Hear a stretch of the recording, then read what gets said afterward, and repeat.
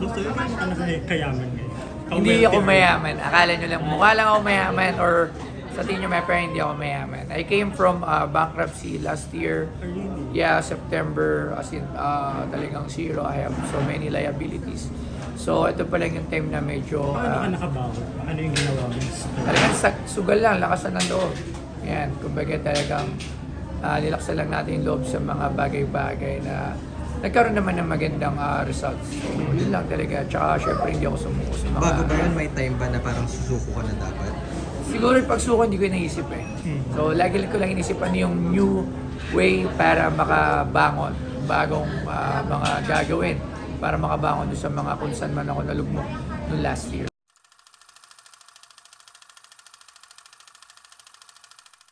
Laking tondo ka ba? Galing ako ng Cavite, tapos Quezon City, tapos Tondo. Yeah. Para mas identified ka sa tondo, tama? Mas Ano? identified ka sa tondo. Hindi, kasi doon lang talaga ako nag-charity. Okay. Kahit before pa, hindi pa ako sikat. Pagka meron talaga sobra, doon sa Smoky Mountain, sa Happy Land, sa Bitas. Nasa iyo talaga yung pagtulong, no? Siguro, talaga kasi ayoko lang makita yung iba na katulad yung mga nananasan ko dati na walang natulong. Ang hirap kasi nung hindi ka natutulungan. So, kung able na, so why not? Kung may sobra naman. Tsaka hindi naman ako yung sobra-sobra tumulong. Kung ano lang yung abot kamay ko talagang itulong. Hindi naman ganun kalakihan. Yun. So, yun lang talaga.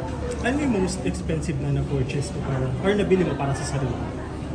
Hindi ako mahilig sa luxury eh. Actually, hindi ako mahilig sa mga expensive na mga gamit. Kung meron man kayo nakikita na suit ko, binibenta ko rin siya. Okay. Yes, o wala akong sariling gamit na kinikip ko for myself.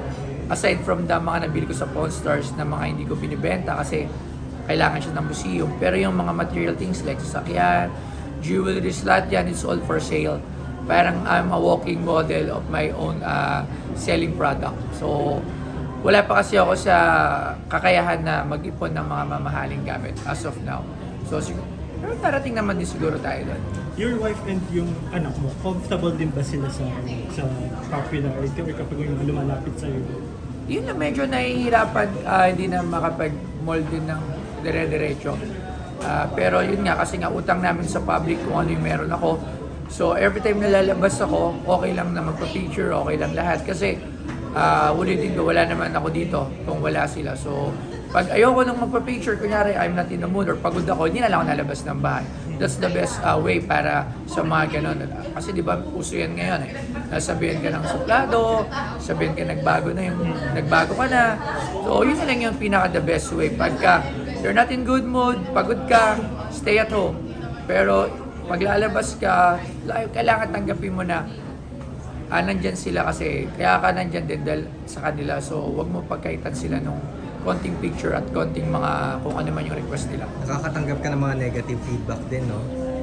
Sa pambabarat. Actually, doon lang. Doon lang yung negative feedback. Hindi kasi nila alam eh. Alam nyo, marami naman sa atin na mga hindi talaga alam ang mga nangyayari sa buhay-buhay. May comment lang at may masabi lang. Pero they didn't really know kung ano ba talaga yung sinasabi nila. So, sa akin okay lang yun. Minsan, tatamaan tayo ng saltik, sumasagot. Pero yun lang yun. Sa kabilang banda naman, ano yung pinaka-positive na natanggap mong feedback? Positive siguro yung talagang pagiging totoong tao lang. Kasi yun lang naman yung mapagmamalaki ko. Kung ano yung nakikita nyo, yun lang talaga ako. Yung last question ko na, paano may define yung success? How do you define success? I don't consider myself as a successful as of now. I'm on the right path and direction pa lang going through na kung ano yung mga gusto ko mangyari sa buhay ko. Kaya hindi ko pa kino-consider yung sarili ko na successful kasi galing ako sa sobrang puro failures, business na failures, sarado lahat yan mga puro palpak. So ngayon ito na yung tamang ginagawa ko. So sana magdire-diretso. Kaya pag nasabi ko successful ako na mismo sasabihin ko sa sarili ko na successful ako, mag-encourage na ako ng tao. Kaya dami rin nag-invite sa akin as a speaker or mag-motivate. Hindi ko tinatanggap kasi nga hindi ko pa kinukonsidera yung sarili ko na successful na tao. Last ko naman, ano naman ang advice mo sa mga gusto ring maging kagaya mo? Sa akin lang kasi talaga, mag-be true to yourself. Iwasan mo mag-pretend. Kung sino ka man, yun yung ilabas mo sa publiko. Hindi yung magpapanggap ka na ito ka, or Tapos hindi ka rin, kung ano yung gusto mong gawin, yun yung gagawin mo. Hindi porket may nakita ka nag-success sa isang bagay, gagayahin mo, and i-copycat mo or something na gano'n. So, dito sa Pilipinas to, I'm talking dito sa Pilipinas, di ba? So, yun, maging totoo ka lang sa sarili mo, tapos kung saan ka masaya at mahal mo yung bagay na yun na yun, kasunod nun, magiging matagumpay na yun. Thank you, Pastor. Salamat. Sige. Pastoyo, kumusta ang partnership na ito? Paano nangyari ito? Ayun nga, kasi bumili ako sa kanila sa product, then nakita ko yung product na very durable, maganda yung quality, tapos ayos lang yung price, at napakinabangan ko talaga hanggang ngayon ginagamit ko siya sa office. So, tinry ko, nung nalaman nila na ako yung buyer, so kinontak nila ako kasi wala pa silang social media. Anything na parang hindi sila masyadong focus sa social media nila.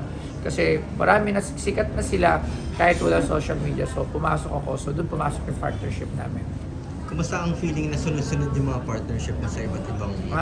Okay naman eh. Kaso medyo mahirap na sa schedule. Pero syempre sino mga ayaw sa mga blessings. So I'm very grateful for that. Paano mo na pagsasabay-sabay yung mga ginagawa mo ngayon? Lalo na katatapos lang ng groundbreaking na Yes, ayun, talagang proper time management lang. Sobrang hirap. Halos wala nang buong June, puno na yung schedule. July, parang half na ng July puno na. So, okay lang yan kasi naman wala kang ginagawa at tambay.